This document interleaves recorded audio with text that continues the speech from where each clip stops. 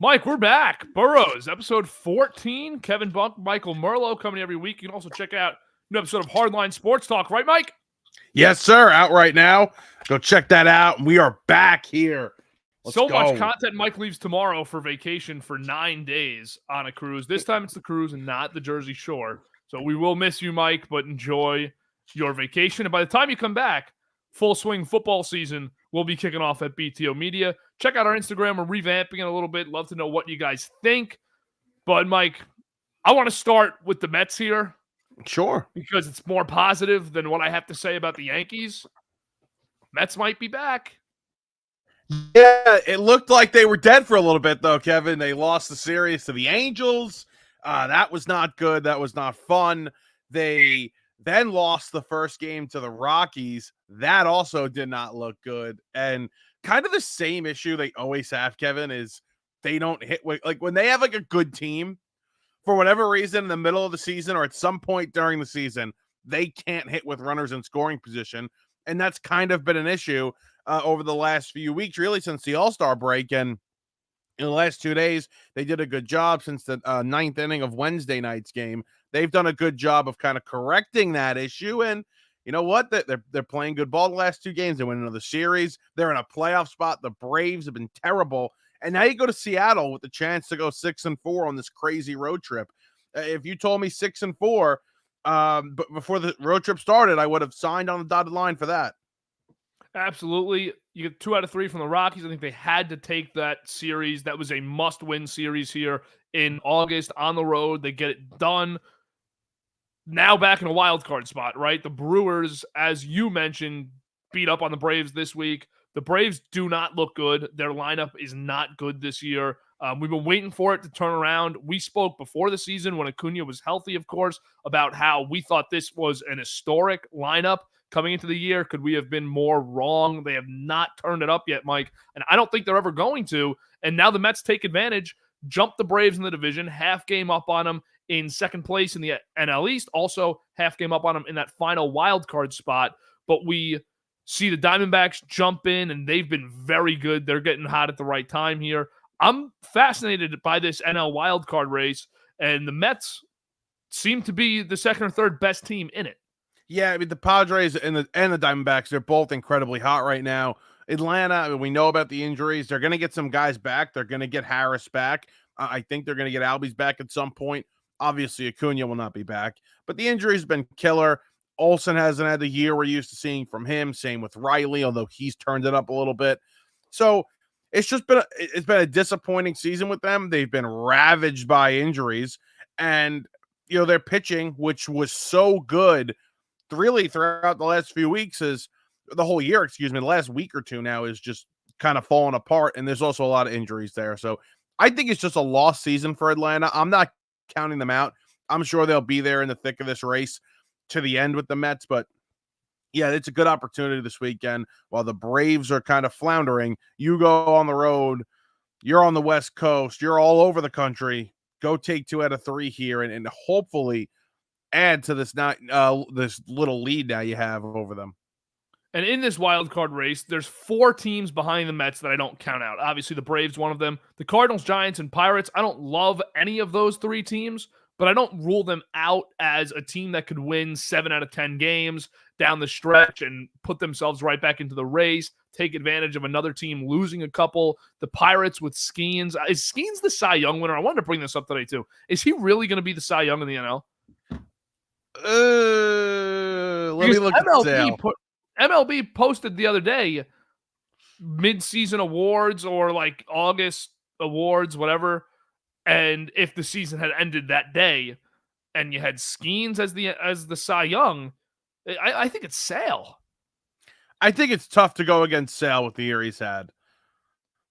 I think it would be tough to go against Sale. But let me look at Skeens. Skeens is going to win a bunch as long as he stays relatively healthy. He's going to win a slew of Cy Youngs. But I don't think he is the winner this year. I got to go Sale. Tough to go against him. And he is the only pitcher on that Braves staff that's doing anything. I mean, What you're was going like to tell unreal? me you're going to give a guy who has, I don't know, how many innings you going to finish with? 130, Yeah. maybe max Only 140 Blake innings if Snell he can even have a gets year like there. that and win the Cy Young. I mean, come on. We're going to go against Sale, who's going to have 170, 80 innings. His strikeout numbers are great. Yeah, no, I'm good off of Skeens for the Cy Young this year. It's Chris Sale. And with that being said, though, Skeens and the Pirates pitching can elevate them right back into this wild card race. 4.5 games back. The Cubs are where I draw the line. I don't think the Cubs or Reds at 5 games back can insert themselves into this race. Obviously, the other 3 teams in the NL, Nationals, Marlins, Rockies, are all out of it. But the Cubs and Reds are where I draw the line there. I'm not getting into that conversation with them about making the playoffs.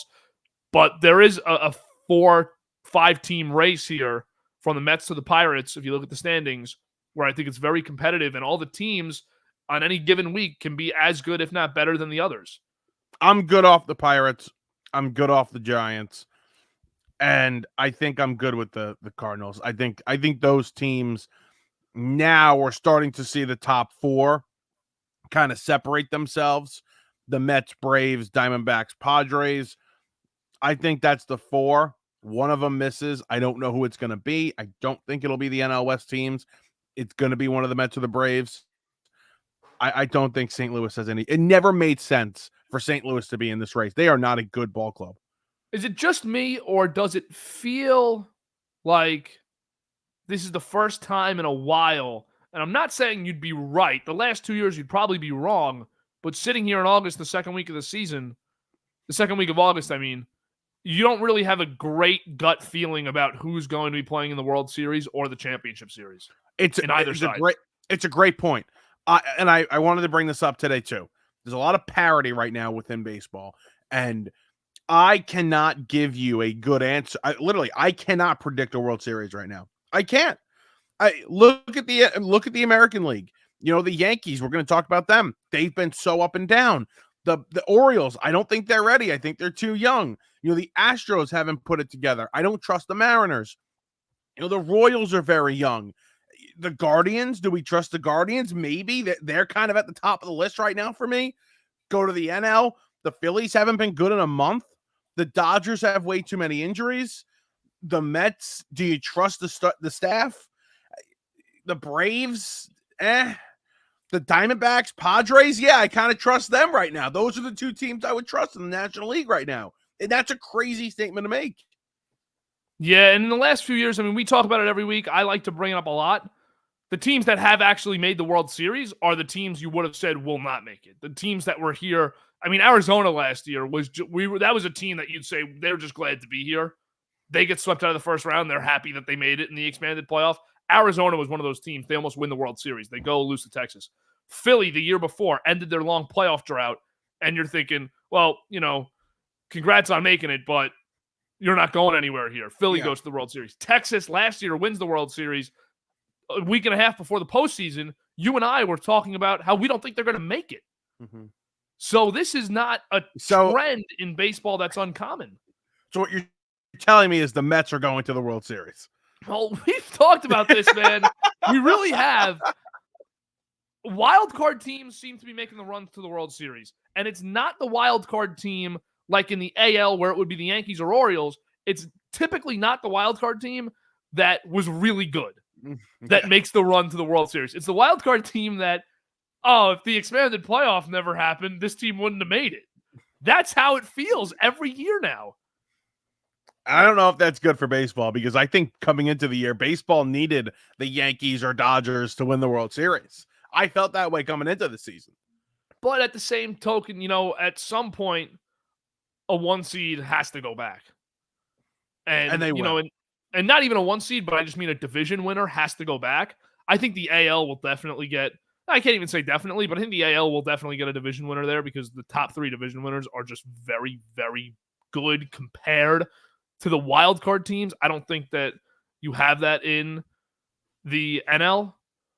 And the NL teams, do you think the Dodgers are that much better? I mean, the 2 wins better than the Padres, but do you think they're that much better than Arizona or San Diego or the Mets? Just based on the injuries that they're dealing with their pitching rotation at the moment, and Betts has been out.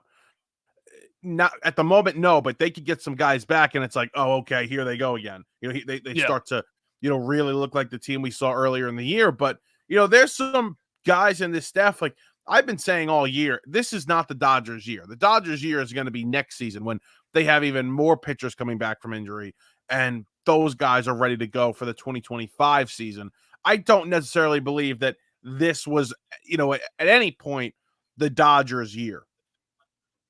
That's how it's felt from the start of the season. With no Ohtani pitching and the transition phase that they have to go through here with giving Ohtani the big contract and everything that went into their offseason, Yamamoto got the huge contract.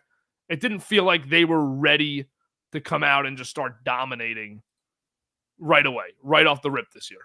It didn't feel that way ever. And now we're sitting here and we're both saying, they might not be better than the wildcard teams. I'll tell you what, nobody has a pitcher other than the Pirates and maybe the Braves like Sean Manaea right now.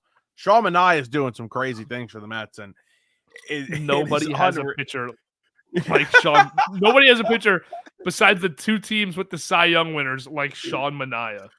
That's how good he is right now. Neither of us would have ever thought that sentence could be uttered on the show. Hold on, Sean Manaea just did something that not even Jacob deGrom did for the Mets. Okay, back to back, 7 shutout inning starts with double-digit strikeouts. That is unreal. He's on a crazy streak. He's been good though, Kevin, for 2 months now. Like really good for 2 months. He's been solid for 3 months after a rocky start. This guy has been a godsend. So you want to say Jose Quintana's been pretty good too. And everybody wants, Luis Severino. Luis Severino gives me way too many clunkers. I'm out on Severino. Good signing. Solid back-end starter. He's a 3 or 4 at this point. Sean Manaea. Sean Manaea is a game 1 starter right now for the Mets. He's going game 1, and I feel good about it. That's where losing Senga really sucks. We discussed it last week, but the pitching staff isn't with Senga. It's not bad. You don't walk into a series and say we really are outmatched in the pitching matchups. You have a good shot if Senga's pitching, but Manaea, am I going to trust that here on August 9th? Shake your head. 2 months from now when the playoffs start. No sarcasm. 2 months from now when the playoffs start, do I think Manaea is going to be rolling? No. Yes. No, I don't. I hope he is. I hope he is for you, but no, I do not think he's going to be. Also, something really sneaky. Just gonna mention this. Just gonna throw this out there. As a believer all year in this bullpen, even though they've made me want to jump off a bridge. 3rd best bullpen ERA since the All-Star break. Yeah, Mets bullpen's been good. Mets bullpen's been, and they got. By the way, you see this Adam Ottavino crap? No. So the bullpen's been really good, okay, and they have like an insane decision to make right now with all the trades they made. Who they're gonna release when Reed Foley and Garrett come back, right? And Adam Ottavino runs to one of his friends from the New York Post and goes, "They can't release me, dude. They can't release me. Like I've been pitching so well the past month." And he has been. He has been really good the past month. But he might be the odd man out just because of the guys they have right now. And they need to keep two lefties they haven't been great. They're not going to drop them. They need lefties. So he might be the odd man out. And he's running to his friends in the media because remember, he had a stint with SNY in the offseason because he didn't know if he was going to be signed again. He's running to his friends in the media like they cannot release me. Like, dude, just go to SNY and shut the hell up, please. I'm so sick of this guy Ottavino. Yeah, I'm reading it now. The headline is Adam Ottavino believes it would be foolish to let him, quote, foolish to let him go as potential Mets roster squeeze looms. Yeah, this is pathetic. Pathetic. It's an embarrassing article, actually. Imagine being a guy in the clubhouse, reading that. Somebody else should go. Somebody else has to go. That's messed up, man. That's because he literally is saying that, like, I'm too good to be cut here. There's other players that should be released. All right, Adam. Good. I tell you, with the way Good the to hear. Yankees pitching's been, I'm ready to scoop up whoever the Mets squeeze there. You should. They should. I mean, who should it be? Ottavino might have to be a Yankees starter if the Mets get rid of him. Dude, they got problems. They got problems with this rotation. They have problems, but we'll talk about it in a little bit. Let's stick Mets here because I don't want to jip on Mets right now. Yeah. Pete Alonso had the good game. What was it? Yesterday. Was that yesterday? 2 homers. That was yesterday, right? Not Wednesday? Yeah. Thursday. Is this now? Because I said last week, I feel that we're starting to see him get into that stretch of the year where he can win games on his own. Mm-hmm. Since last week, I'm not confident that's happening. But is this now another sign of we're on the brink, as Aaron Boone would say? It's right in front of us. No one else can see it. Aaron Boone can see it. Can we see it happening here? Even though it's not unfolding in real time, can we see it happening where Alonso just goes on the absolute heater at this point in the year? His numbers indicate that the last week or so that's where he's headed. He just doesn't, Kevin, he just doesn't feel like that clutch player at the moment, and that's the problem. His numbers can tell you over a 10-game period, he has an over 1,000 OPS. Okay, great. But it's when he's doing this, and he hasn't had the big hit in a very long time. Yes, he hits the home run yesterday, but, it extends the lead. I'm not saying it's not important, but can we get the hit with a guy in scoring position down 1 or down 2, trying to get within the run? He has no clutch factor this season whatsoever. And I think that's the problem that most Met fans have with him. It's that in the big spots, they know this guy is not coming through. It needs to be Lindor. It needs to be Martinez. It needs to be lately McNeil, or Bader's been great at that. That's the problem right now. Did you see the Bryce Harper? It went viral on Twitter the other day. The Bryce Harper 9th inning clutch stats. Those are real. Those are real. He's that bad. He's the 3rd worst qualified player in 9th inning clutch situations this year. That's unreal. And he's top 3 MVP. Yeah. And Harper usually is a clutch player. Yes. That's why, Phillies fans were all in the comments, and even Nationals fans, because the post specified 2024 Bryce Harper, and they said, good thing you put 2024 because this was always the guy we wanted. Yeah. And now this year, he's been awful in the clutch. I forget what stat they used. Maybe it was WRC plus in the 9th, but it was 3rd worst in the league. It wasn't OPS. Speaking of OPS, I'm all over the place right now. So no, you're good. Speaking of OPS, Ke'Bryan Hayes is the lowest qualified hitter with OPS this year. What is it? And the Pirates paid him before he played a game.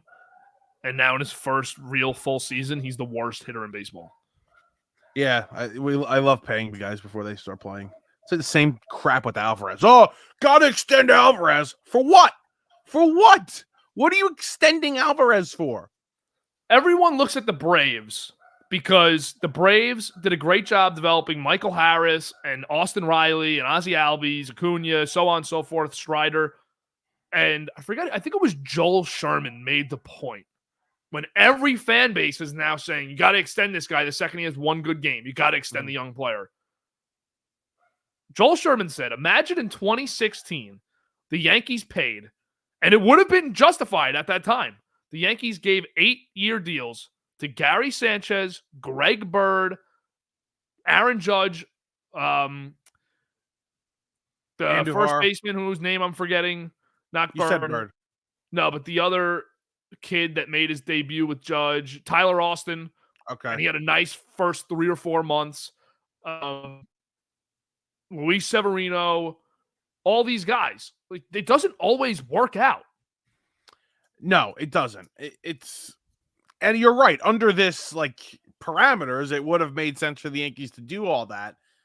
I feel like I'm the only one leading this coalition against Francisco Alvarez, where I like Francisco. I want him to be great. We look alike in some people's cases. Okay. Some people think we look alike. That's great.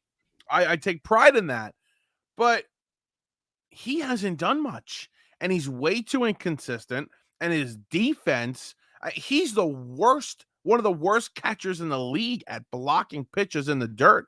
He gets lazy. He goes to the backhand. Now guys are in scoring position. Now runs are scoring. It is a serious problem. And I'm going to say this, Kevin, and people are going to call me crazy. Mark Vientos had a lot of time in AAA, okay? A lot of time because he was blocked. And now we're seeing Mark Vientos literally turn into an offensive star in front of our eyes, right? The numbers he's putting up are absolutely insane. Brett Baty has not had a lot of time in AAA. He's now getting that time in AAA. He played, I think, 40, 50 games before getting here. So coming into this year, he only played like 30 or 40 games in AAA. Maybe Alvarez needed more time in AAA. He didn't play a lot there. We're seeing these, Mark Vientos, a perfect example of getting the time he needed at the highest level of the minor leagues. Now maybe Baty gets that time, and maybe that works out for him. Maybe Alvarez just needed more time and wasn't ready. Epler, they wanted him down in 23. He was forced up because of injury. He needed it, though, and they were right. Alvarez now is at a point, too, where it feels you can't let him go. I mean, send him down. Right? Yeah, I mean, I would agree. feels like I would agree. there would be a fan base outrage, and he's been good enough to where you're just saying he's got to stick it out in the pros and figure it out here. Are you hurting the I don't disagree with you, though. No, I know, and I'm genuinely asking this question. Are you hurting his development, though? Because I think if it was paramount that he went down for his development, that he would not be the same player over a 10-year career if they did not send him down, then I think they would. Like, I think if they really felt that. Now, they probably believe he can get out of this rut and still develop into a nice player. He's fixed a lot of the main issues he had, in terms of, being a good receiver. These pitchers praise him. They love pitching to him. But the inconsistencies on offense is something I've really never seen before. It is complete up and down. There is no middle ground with this guy. He's either really, really good or he is terrible. Yeah. It stinks because very frustrating. Very frustrating. You definitely can't call us Alvarez haters here, right? Because we have, when he's great, we've loved him and we've praised him. Earlier in the year, June, when they just started turning things around, we couldn't stop raving about Vientos, Alvarez, and the young group and the excitement we had. But he has to be held accountable for that, and he has struggled. So defensively, he's a liability.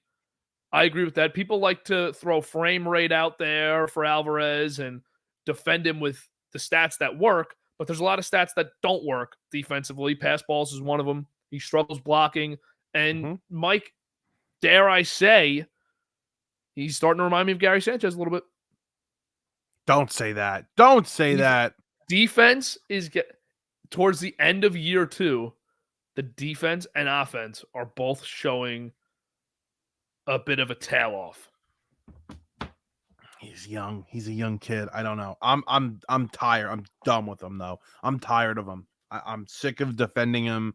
I'm sick of people defending him. I had a post out there on Hardline a couple of days ago. I had some hate comments. That's fine. It's whatever. These fans just want to praise him. They wrap him in a bubble. You can't criticize him.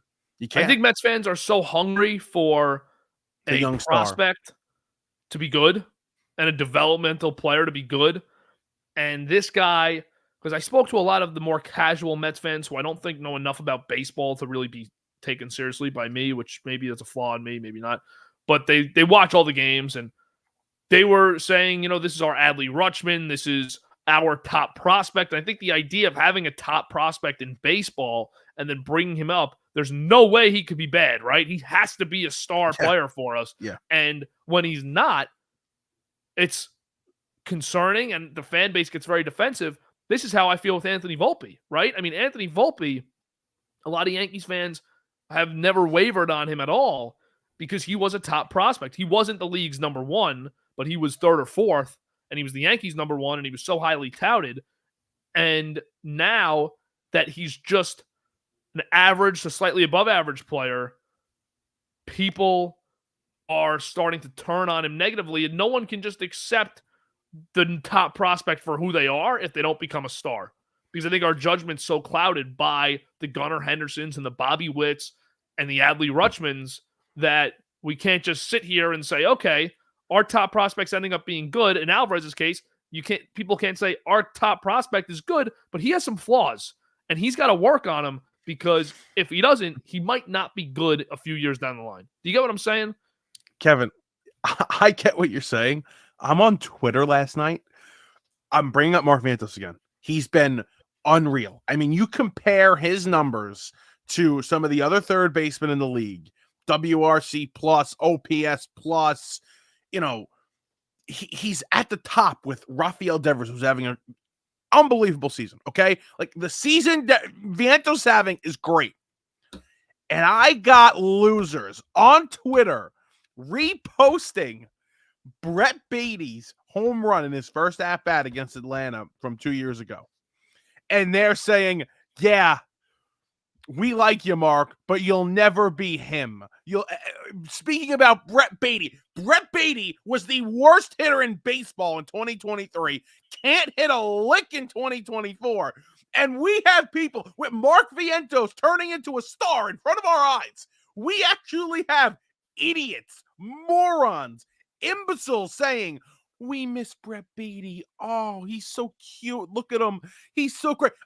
Please, drop dead, okay? Enough. Brett Beatty stinks. He might be able to come back up next season and do something. But please, for the love of God, what Mark Vientos is doing, guy can't catch a break, even from the imbecile fans. Can't you just be happy that your team ended up with a good third baseman? Come on, he's great. He's great. Are you a Mets fan or a Brett Beatty fan? I hate when fans do that. I was on Twitter today, and every once in a while, Bears Twitter seeps into my feed. Oh, they were all over with Fields. Yeah. Oh my God. And it's a video of an interception at practice, at Bears practice, but you don't see who throws it. And Jalen Johnson picks it off. And the guy quote tweets it. Significant Bears account, at least 5,000 followers.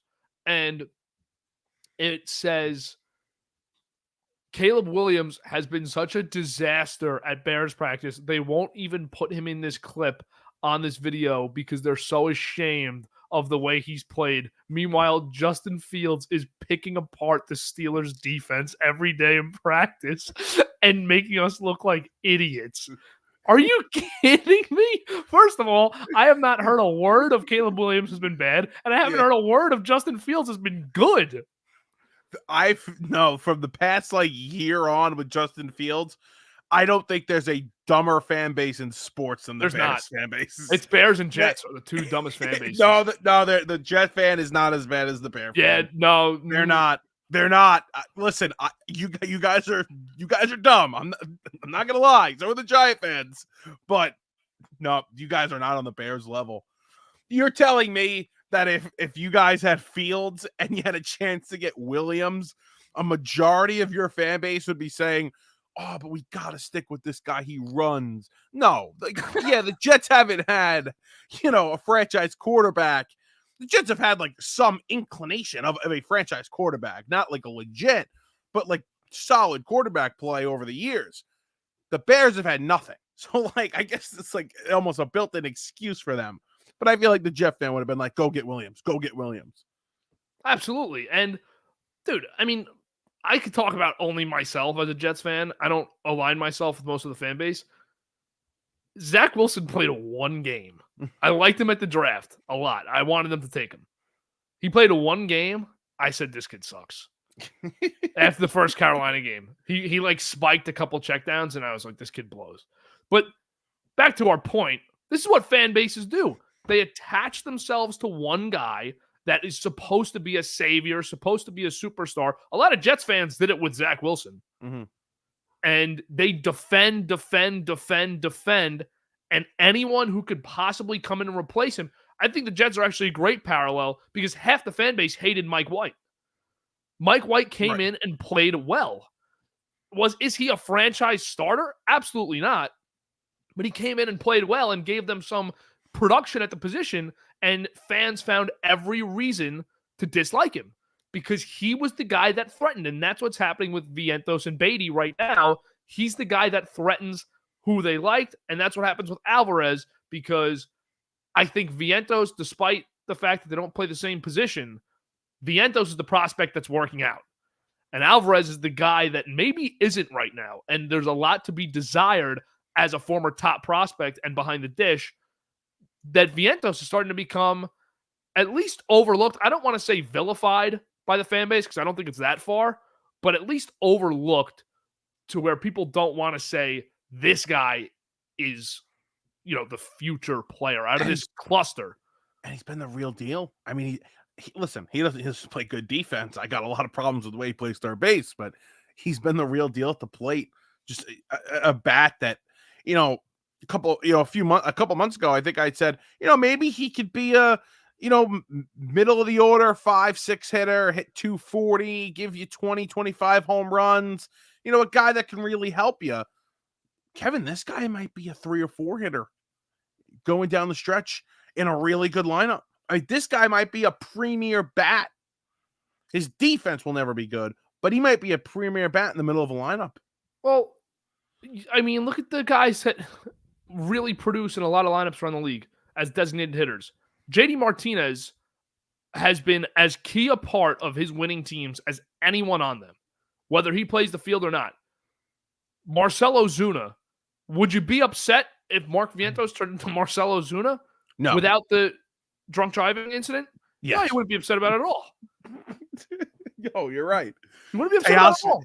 Teoscar Hernandez kind of player, yeah. I tell you what, that's more valuable than Padres Gary Sanchez, which is what Alvarez is. Enough with that. Get that out of here. That's good though. That's great. Let's go Mets. Let's go Mets. Yankees suck, Mike. I'm done. They're going to make the playoffs and string me along for the rest of the year and just tease us that they have Soto and Judge, and then this pitching staff steps out there. They have the worst pitching staff in Major League Baseball. In Major League Baseball, ever. Maybe ever. Yeah, it's not what you want. Cortez is a major problem. He's a major problem. Is it time for him to go to the pen? I've been saying it's time for him to go. And I love Nestor. I think Nestor was such a fun story for the first year and a half. The creativity on the mound, adding a little excitement, and a guy who was such a journeyman on maybe his last stop in baseball figures out how to be a very good starter. But it's time to go back to the pen, and there's 2 reasons for it. The first reason is flat out he sucks at starting. Starting's done. But the second reason is that in the postseason, he's going to be out of the pen. So let him get acclimated there now. Just cut the losses for him as a starter. Let this piece of crap Warren pitch until Poteet's back or Schmidt's back. The kid Why Warren is he a piece of crap? He sucks. You see his game the other night? No, I didn't. He pitched the second game of that Angels doubleheader. Oh, on Wednesday he got night. rocked. Yeah, he got rocked. He sucks. All right, what would you say? Every prospect, piece of crap, probably a great guy. Probably a solid dude, works hard. Yeah, when you say piece of crap, I'm like, what did he do? But every Yankees prospect that gets called up, Luis Gil, only exception, these guys all come up for 91, 92 batting practice fastballs. I don't understand it. And I'm not a velocity guy. I don't need velocity, but you better be able to place it. And when we're just throwing batting practice, I mean, you get lost. But he could pitch. Let's see if he's got anything. Let Nestor go to the pen. I like Poteet when he gets back. He'll be back sooner than Schmidt. I like Schmidt a lot. I've said that at nauseum on this podcast all season long. I love Clark Schmidt. So I need one of those guys back, but Nestor needs to go to the pen. I have to complain about Brian Cashman, too, dropping the ball with the bullpen this year because the bullpen has not been the problem. It hasn't been the solution, but they have no lefty arm in the pen.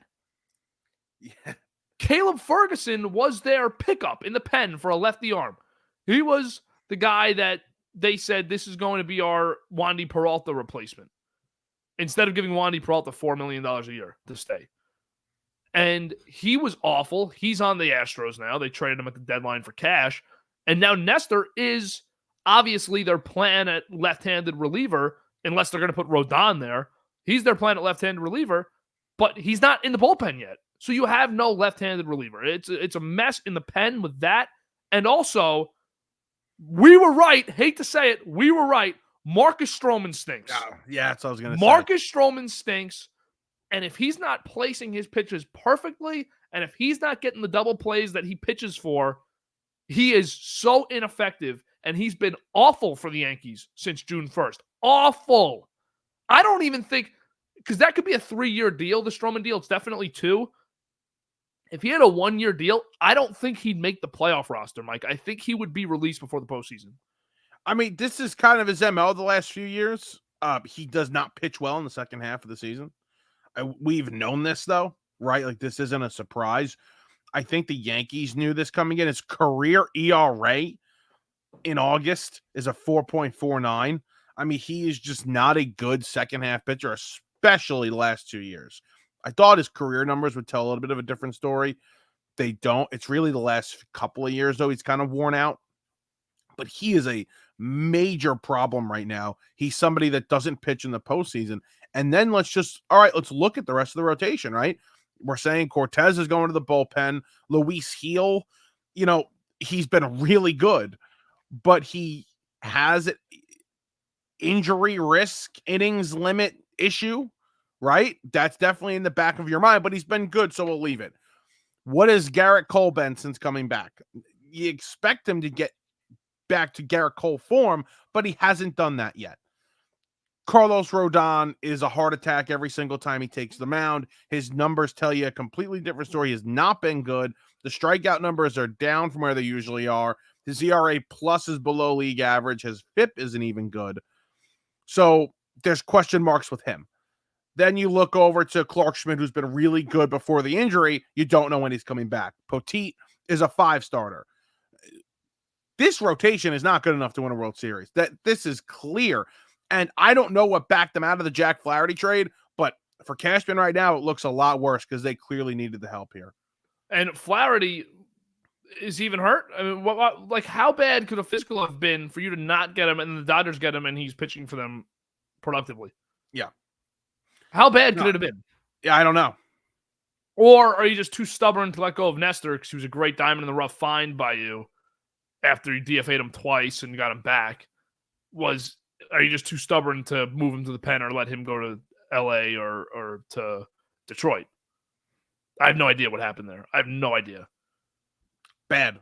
It's really frustrating. It's really frustrating now because the lineup's hitting. And for the lineup to be hitting again and the pitching staff to be completely gone, it's like it flipped. Because the pitching staff was pitching well for 2 or 3 weeks around the All-Star break, and they were losing a lot of games 3-0 and 3-1, 4-1. And you just thought, man, can we please get some hits, just a few runs? If Judge wasn't hitting, it was no. And now the runs are coming and they can't stop. But I want to just bring this up. They can't stop allowing runs, I was going to say. I want to bring this up. Last 40 games, the Yankees have survived off this. The Orioles are 19-21. The Guardians are 19-21. And the Yankees are 17-23. Yankees are in first place as of today, tied with Baltimore. So they have been lucky that the other teams have not ran away with this. The Yankees could very well be 7 games, 8 games back of a division spot right now if the other teams played half decent, but they have been equally as bad. Yeah, that's the problem. It's like it's almost giving you hope. It's not a problem. It's just like, well, we have a chance. And like the other day, the Yankees had the best record in baseball. And the numbers actually tell you that the Yankees are the best team in baseball. Like if you look at the offensive numbers, even some, stats, pitching wise, they tell you the Yankees are like the best team in baseball, but you watch them and they're not. And I think that's back to the point of who actually is going to the World Series, who actually is the best team in baseball. We really don't know whatsoever. It is such a weird season that we're having. It's going to be 2 surprise teams again, Kevin. Right now, gun to your head, who makes it in the AL? Honest to God, gun to your head. Gun to my head, NL, I think the Padres. I think the Padres are going to get there. AL, I'm between 2 teams, and you're going to be shocked by one of them. That's okay. Those are the 2 teams I'm between. Because Cleveland doesn't make any sense but that's just the kind of year baseball's had. Cleveland's also pesky, and if they get the 1 seed, I think going to Cleveland is not easy. So going to Cleveland, they have better pitching than Baltimore and the Yankees, and their lineup just feels like there's a lot tougher outs throughout that lineup. And now I don't know what to think of Baltimore because Gunnar has regressed significantly over the last 6 weeks. Yeah, and you just can't trust them. They don't have the starting rotation outside of Corbin. They don't have anything there. Their bullpen's not that great. So I can't trust that team whatsoever. Not yet, at least. And until the Yankees get there, I can't imagine them getting there. Truthfully, they've come up short so many times with this core, and not enough has changed for me to say this year is different. Well, Even not if with they this had the same rotation. record, if they had a rotation that was pitching well, I'd say this year could be different because I think the lineup's good enough to get there.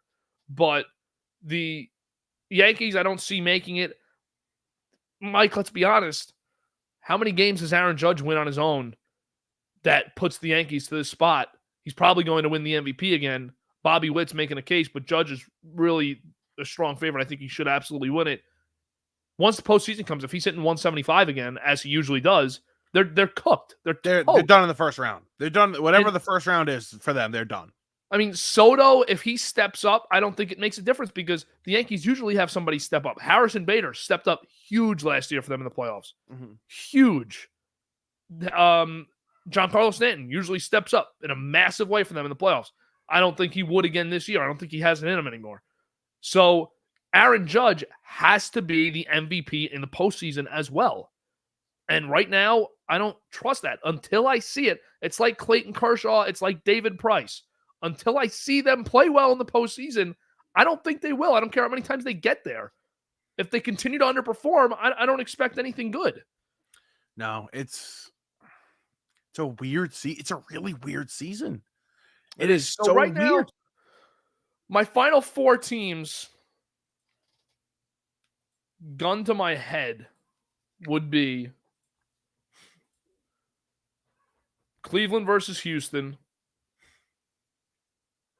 And the NL, if the bracket worked out properly for it, which I don't think it would, Brewers and Diamondbacks. Wow. I like the Brewers. Yeah, I always like them. Every postseason, I think the Brewers are going to surprise people, and then it's like, they didn't really do anything, and they lose in the first round. I think Arizona's got a real shot at going back. They could. They have the experience. It just goes to our conversation. There's no one out of the 12 teams that are going to make it that you can legitimately sit here and, as a baseball fan who understands what happens on a year-to-year basis in the playoffs, especially the last 2 years, you can't rationally sit here and say that one of these 12 teams have no shot at getting in. But take that out of the scenario. Because okay, fine. It's random, and the last couple of years have been crazy. Take that out of it. Just look at what we've watched so far this season. I think it's even more crazy, radical, whatever you want to say, like how it's been in terms of just the parity. It really is. The Phillies have the best record in baseball. Nobody's to 70 wins yet.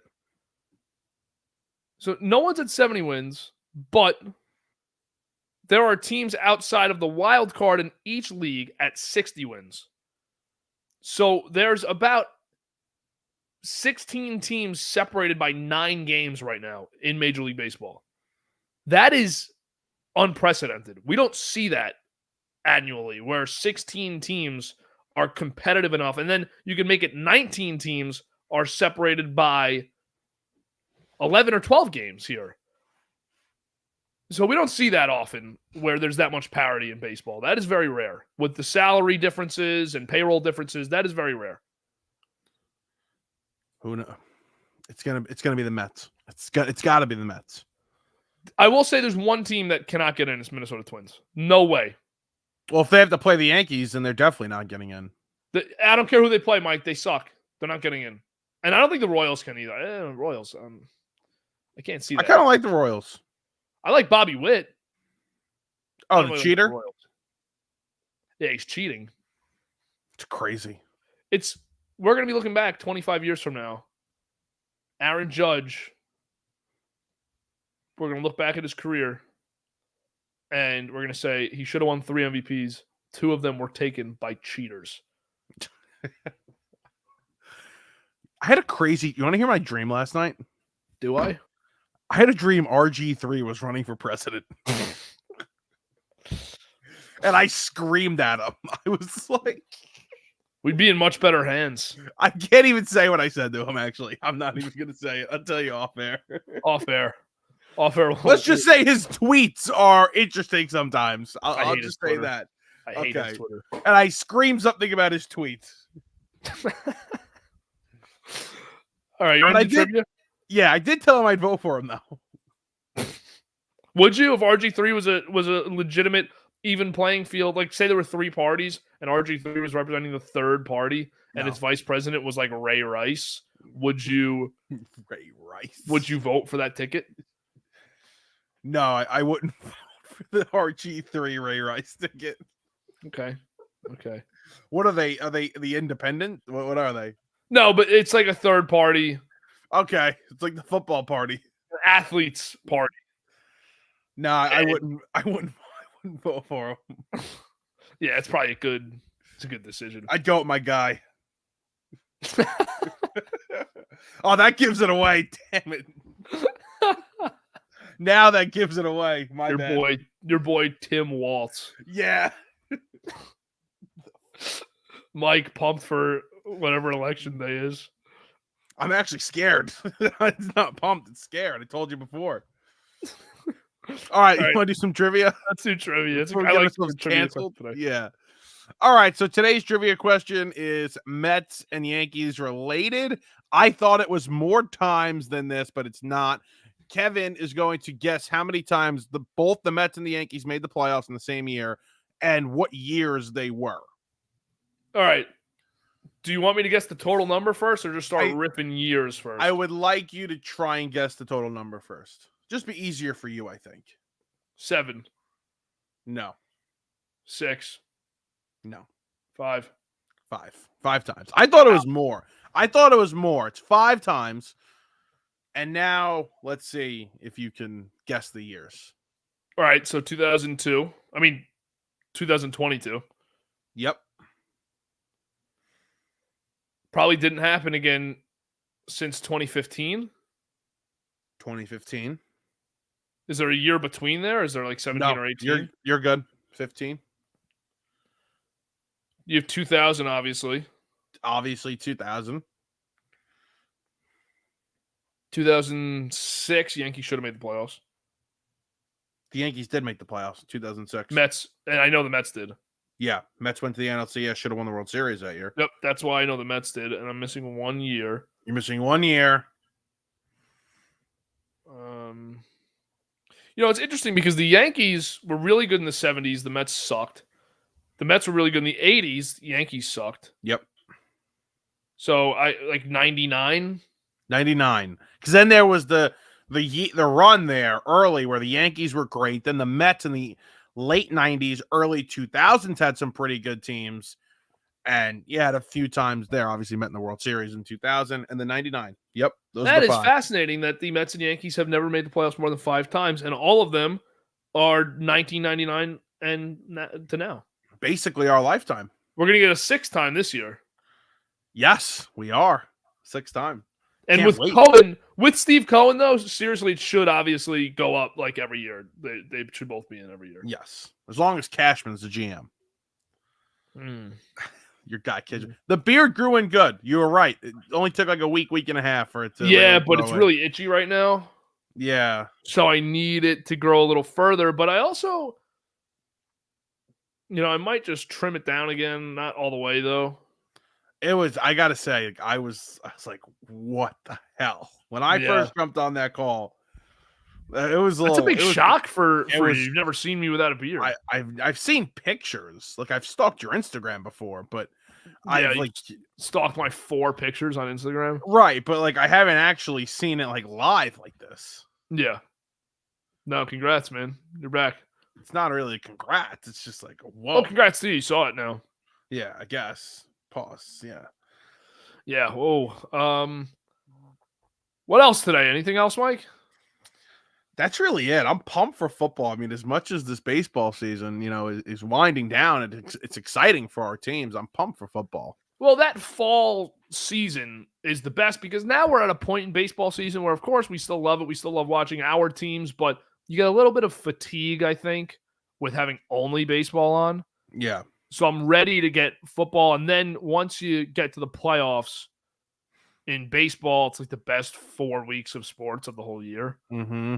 Because you have football on almost every day of the week now because you have Thursday games, Friday college games, Saturday college games, Sunday, Monday. You'll get that random FBS Tuesday college game. And then you have baseball on every day of the week, playoffs. You have NBA is back on, not that you care. NHL is back on. So you're at no shortage. Really, it's crazy how people just think I'm just an NBA hater. Not that you're a hater, you just don't watch it really. I really don't watch it. That's what I said. Not that you don't care that it's starting. No, technically not. I don't. I do and I don't. This is the first time in my life that I'm actually sitting here saying I can't wait for the Knicks to start. Really? Yeah. Not even last season? No, because last year it was more of, I was really excited for the Jets because of Rodgers, and then Rodgers got hurt, and I just wanted him to die for the next 5 months. And the Yankees sucked. They got swept out of the ALCS, and you knew they weren't going to win. So I was just miserable, and now I'm more excited for the Knicks than the Jets this year. Interesting. First time ever. I think I'm more excited to watch the Jets than the Giants. Like, I can't wait to watch the Jets. Excited or intrigued? Both. And, I mean, God forbid Hassan Reddick came back from Japan in his goddamn samurai sword suit, whatever, and got on the football field. That would be great. They need him. They need him to play. They do, because Will McDonald looks like a wasted draft pick because the guy can't gain weight. I have an idea, Will. Come here. Come live here for 2 weeks. I will show you what to do, okay? I will show you. He's 235 right now. He's got to get to 250.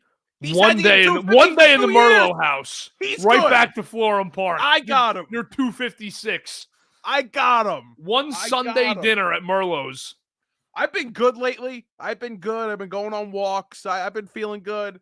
But I could do that for Will for a week. I could get him there. You definitely. I mean, the kid obviously just doesn't have the proper diet for gaining 15 pounds. No, I mean, how is this a problem for a year now? When did they draft him? Last year, April. For a year. They clearly don't like him. They clearly do not like him. And they had Bryce Huff, so Saleh had kind of just said, we just need McDonald to gain more weight. I think they knew from the draft last year they weren't going to extend Huff. Right. And they said, McDonald has to gain more weight, and he can be an every down player because he is actually a really good run stopper. He was a really good run stopper at Iowa State. So you'd say he's a really good edge, all-around edge. He can play all 3 downs. And they said he's got to gain 15 pounds. He's got to get bigger because there are days, it sounds like, where he's got the great spin move and great bend around the edge, whatever. It doesn't matter. There are days, it sounds like, he goes at Morgan Moses and he gets put on his ass within half a second because he's too small. See what happens. That's a Jet draft pick if I ever seen one. Yeah. Great pitching matchup in Seattle tonight, though. What do we got? Jose Quintana and Bryce Miller. Let's go. Bryce Miller's on the fantasy team. And Quintana's a dog. In the Yankees game, terrible pitching matchup. Rodon versus Bradford. Who are they playing? Tomorrow, average pitching matchup, Eovaldi versus Cole. And then Sunday is the worst pitching matchup of the year in baseball. Heaney versus Stroman. You see Craig Carton's doing the game on the radio this weekend with Susan Waldman? Oh, that's great. After giving Susan Waldman hell every day he was on the morning show, and then every day he was back on Afternoon Drive, she has to sit in a booth with him for 3 days this weekend. She has to be not happy about that. I'm not going to say she's pissed about it, but she has to be pretty disappointed that they put him in there with her. That is must-listen radio all They were weekend. saying on the FAN morning show today, they're just excited for Boomer. Boomer's excited to come back Monday from vacation and just play all the terrible clips.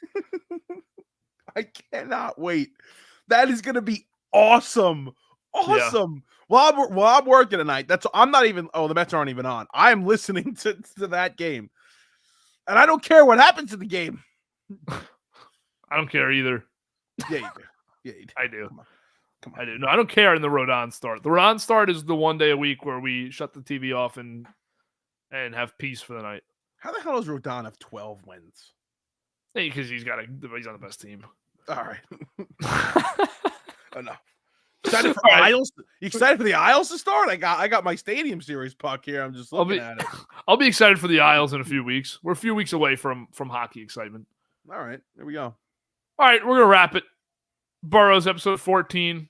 We'll be back in 2 weeks because Mike is going on the cruise. Enjoy that. Where are the cruise locations? Aruba, Bonaire, and Curacao. Wow. Yeah, big time. Curaçao. Gotta fly. As many like to call Curacao, yeah. Curaçao. It's Curacao. Yeah. I learned that from the Little League World Series of Baseball, which I'll be tuned into this week, by the way. Yes, that did. When did that start? Started 2 days ago? 3 days ago? I guess. I don't know, but that's always on. So I saw it on TV, and I said, "Oh man, I didn't even know this was going on," because you got the Little League World Series and you got the Olympics. So I cannot watch the Olympics for 5 seconds. I have to turn it off. There's certain events that I love.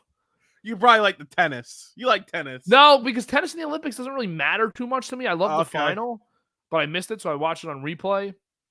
I can't watch the basketball because, I mean, like the United States is playing South Sudan a few weeks ago.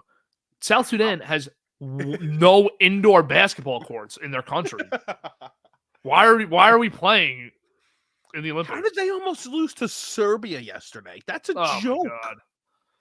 They would have if the moron on Serbia, I don't know if you saw this. He hit a 3 to put them up 13 with like 9.5 minutes left. Yeah. And he started doing the Melo celebration.